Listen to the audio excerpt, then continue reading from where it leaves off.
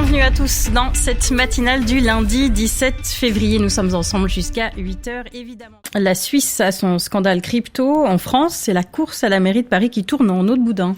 Agnès Buzyn, ministre de la Santé, se lance dans la course pour la République en marche pour remplacer Benjamin Griveaux qui a renoncé après la publication d'une vidéo privée à caractère pornographique. Des images relayées par le représentant des Français de Suisse à l'Assemblée nationale, Joachim Son-Forget. Alors d'où cette question? Est-ce que son style passe encore dans notre pays?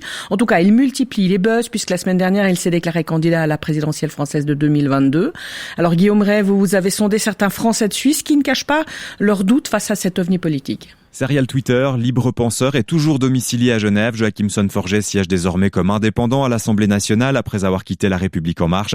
Dans les différents cercles de Français de Suisse sondés, le sentiment qui prédomine, c'est l'incompréhension. Beaucoup ne comprennent pas bien où il veut aller. Certains relèvent également que son attitude ne correspond pas à l'idée qu'on se fait d'un député, une manière de faire que peine à comprendre Marie-Ange Rousselot, référente ad intérim de la République en marche pour la Suisse. Je n'ai pas d'explication particulière sur pourquoi est-ce qu'il a décidé de mettre en place cette communication très agressive et basée en fait sur le bad buzz et sur une volonté de se mettre au centre de l'attention, quel que soit le sujet, et qui ne correspond absolument pas à ce pourquoi il a été élu, c'est-à-dire le travail parlementaire et représenter les intérêts des Français de Suisse. Joachim Son-Forget souligne, lui, qu'un parlementaire est un représentant de la nation, pas d'une circonscription, même si c'est là qu'il a été élu.